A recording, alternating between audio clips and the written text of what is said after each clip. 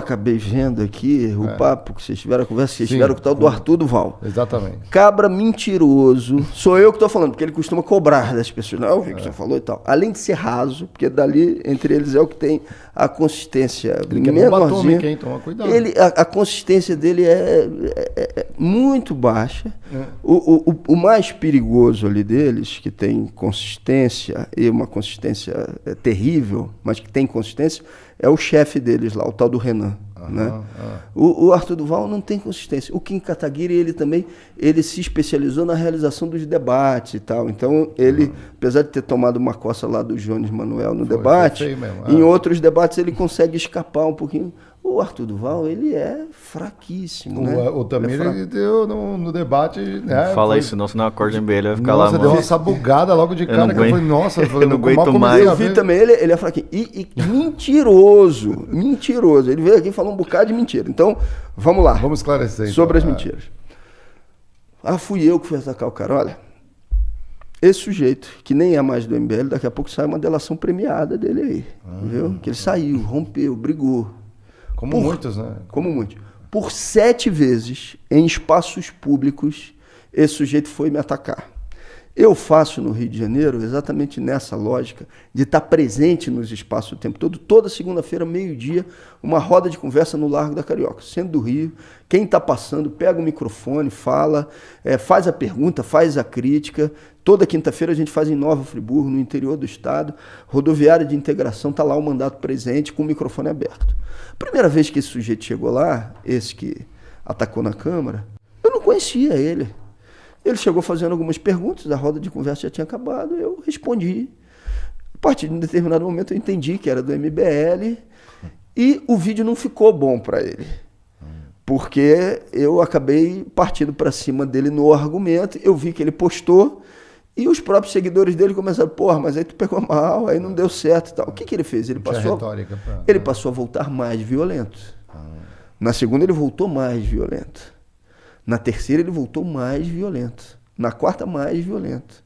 Chegando ao ponto de ameaçar a mãe do coordenador do meu mandato. Virou para o Fábio e falou, Fabinho, eu sei onde sua mãe mora. Né? E se você pegar os vídeos de tudo aquilo que ele falou, dos xingamentos que fez, estão aí. Estão na internet para todo mundo ver. Na quinta vez, esse sujeito então vai para dentro da Câmara. Não, mas eu estava lá para ver coisa de Uber. Mentira. Tem uma postagem dele dizendo, estou na Câmara, missão. E aí ele bota a mãozinha na boca como se fosse uma missão secreta. Quando eu encontro com ele no corredor, começa uma discussão e acontece o que aconteceu depois que ele falou de minha mãe. Minha mãe era uma mulher que faleceu há pouco tempo, mas que estava com Alzheimer avançado quando ele falou o que falou dela e que ela não tinha condições de se defender. E acabou falecendo meses depois. Né? Em dias anteriores, vocês desculpem que eu fico um pouco...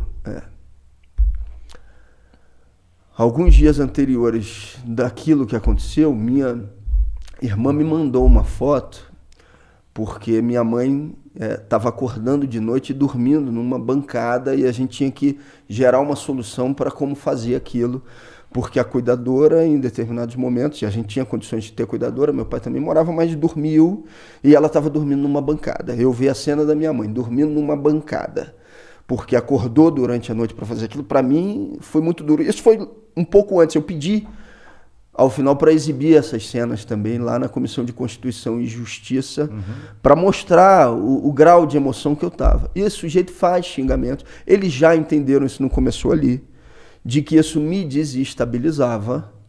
Eu já tinha falado isso com Sâmia e com minha irmã. Falei, porra, eu vou acabar perdendo a paciência com um cara desse. Porque não foi esse sujeito no MBL que começou isso.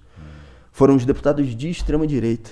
Eles perceberam que o ataque à minha mãe, porque quando... Eu tenho que voltar rapidamente ao passado. Claro. Eu chamei o Moro de juiz ladrão. Ali eu conheci o que era o gabinete do ódio. Em 24 horas, 3 notícias falsas começaram a circular contra mim. A primeira era um cara metendo dinheiro na cueca e dizia, olha aí o deputado que chamou o Moro de juiz ladrão. Quem me conhecia sabia que não era eu. Mas para quem não conhecia, A notícia falsa está se espalhando. Se o rosto é meu ou não é, está se espalhando a notícia falsa. A segunda era: veja a evolução patrimonial e legal do deputado que chamou o Moro de juiz ladrão. E eles faziam um gráfico, como se fosse uma matéria de jornal bem elaborada, né? E a terceira era: a mãe do deputado que chamou o Moro de juiz ladrão foi caçada por roubo de merenda. Imediatamente, os mecanismos nacionais de checagem, porque deu muita repercussão na época, disseram mentira, mentira, mentira. A gente publicou nas nossas redes, inclusive disse: olha aí, vamos pedir música no Fantástico.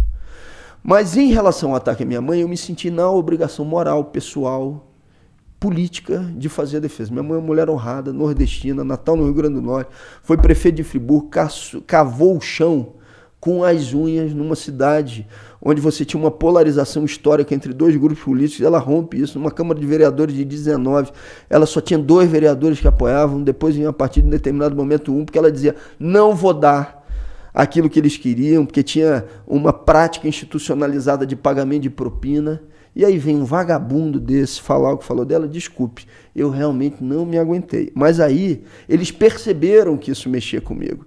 Antes do cara do MBL fazer, Éder Mauro, Eduardo Bolsonaro, Carla Zambelli, Gilvan da Federal, Zé Medeiros, todos os deputados da extrema-direita, durante os debates na Câmara, repetiam esses ataques à minha mãe.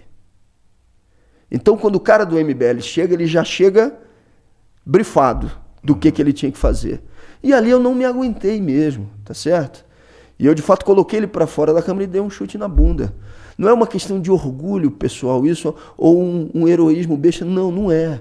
Ou seja, é um acumulado de coisas que estavam acontecendo e que esse sujeito fez por 7. Mas essa foi a 5ª. Depois disso, ele se sentiu à vontade para me procurar mais 2 vezes no Rio de Janeiro, e tem vídeo na internet que ele fez fazendo os mesmos ataques, e eu tendo ali que tentar ser uma pedra de gelo para não reagir às coisas que ele estava falando fora do microfone.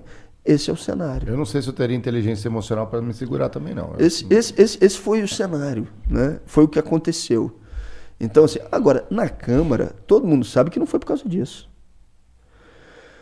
No ano anterior, eu bati de frente com o Arthur Lira. Por quê? E não foi também porque queria ter um like na internet. Arthur Lira anuncia numa reunião no Colégio de Líderes que colocaria em votação no plenário da Câmara um projeto de entrega do controle acionário da Petrobras, ou seja, de privatização da Petrobras, numa votação por maioria simples. Taticamente, eu falei: porra, não dá para votar isso aqui sem que as pessoas saibam o que está acontecendo. E aí eu perguntei no plenário se ele não tinha vergonha, como uma forma de chamar a atenção daquela discussão. E ele reagiu e ele disse: eu vou ficar muito feliz quando você não esteja mais aqui nesse plenário. Com as denúncias que vieram depois do orçamento secreto, que envolvem diretamente ele, e onde eu fui uma testemunha num inquérito na Polícia Federal, pelos discursos que fiz no plenário, mostrando as relações dele com o orçamento secreto e mostrando especificamente os casos de Rio Largo, que é um dos municípios de Alagoas, que é a lavanderia que foi constituída por ele, com o prefeito aliado dele desde a época da Assembleia Legislativa. O cara falou: pô, oportunidade, agora vamos caçar ele. Combinado com isso, eu não sou um sujeito que vai no futebol dos deputados, que vai nas festas da direita ou do centrão. Não vou, tá certo? Isso pode ser um defeito, deveria ter características mais diplomáticas e tal. Mas eu, quando saí do PSB, eu saí exatamente para aproximar. Eu fui do PSB até 2014, 2015, me filiei aos 18 anos, e 2014 e 2015 fui pro pessoal. Quando eu fiz esse movimento, foi exatamente para aproximar a figura pública do que eu sou. Porque isso estava tão descolado que eu ia ter um infarto. Falei: porra, não aguento mais isso aqui. Então eu fui exatamente fazendo esse movimento. Eu acho que foi o melhor. Melhor politicamente, melhor pessoalmente. Porque você também, quando está descolado, a sua figura pública daquilo que você é, a tua capacidade, inclusive, de conversar com as pessoas, de convencer as pessoas, de organizar, é muito pequena, né? A não ser se você ficar completamente reduzido ao quadrado institucional. E aí eu fiz esse movimento. Então eu não me arrependo de ter feito isso.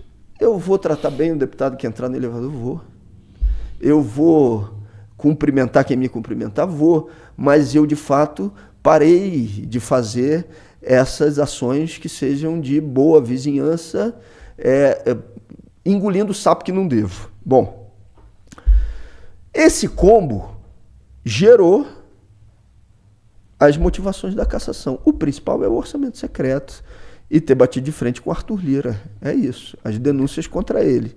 Em que pé que está essa história hoje? Eu, na minha avaliação, não serei cassado.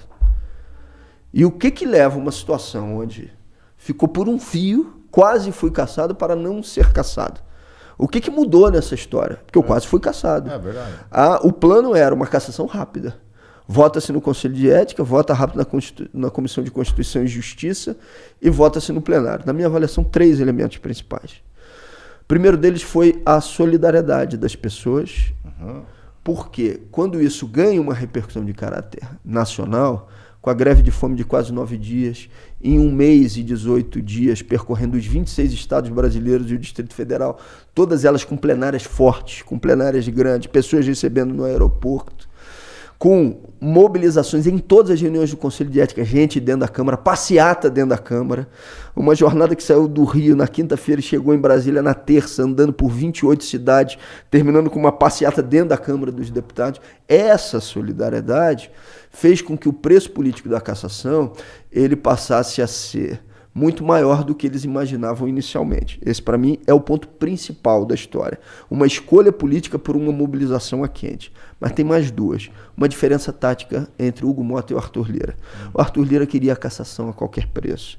O Hugo Mota, ele está na Paraíba, onde Bolsonaro perdeu em todos os municípios, né? Ele pondera mais a colocação da cassação. Eu acho que ponderou e viu o que seria esse cenário de colocar a cassação, inclusive para avaliação local que ele tinha no estado da Paraíba. Foi um dos atos mais fortes, inclusive, que a gente fez. E terceiro, o fato de que a conjuntura levou a também ser difícil fazer esse movimento. Porque como é que você vai justificar publicamente que você caça o mandato do deputado que defendeu a honra da mãe, que denunciou o orçamento secreto e bateu de frente com o Arthur Lira, e você mantém lá o deputado que está conspirando contra o Brasil nos Estados Unidos e incentivando, inclusive, ações militares. O deputado que grampeou meio mundo e que participou de uma tentativa de golpe de Estado, no caso o Ramagem, o anterior é Eduardo Bolsonaro, e ele recebe um aval da Câmara para não ser cassado. Você pega a Carla Zambelli, já está presa, cumprindo pena e mantém. Ainda é deputada? Ainda é deputada. Ainda é deputada. Vou mais.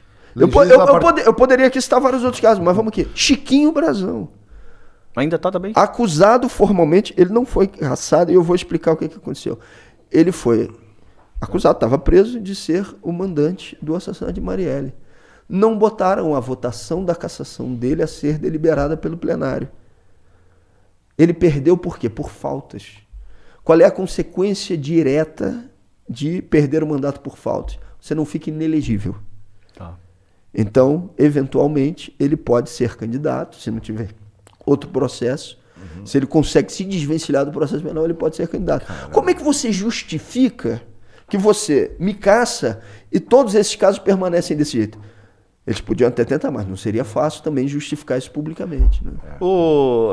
A sua suplente é a Heloísa Helena, Heloísa, né? E também esse fator do entrou, porque assim, você dá trabalho lá, mas você ia tirar você e ia colocar alguém que dá bastante trabalho também. Eu cheguei a falar isso lá, brincando a sério. Eu falei, não, se vocês me caçarem, eu já pedi, eu vou pedir para ser assessor de plenário da Heloísa Helena. Vou ficar eu e ela aqui.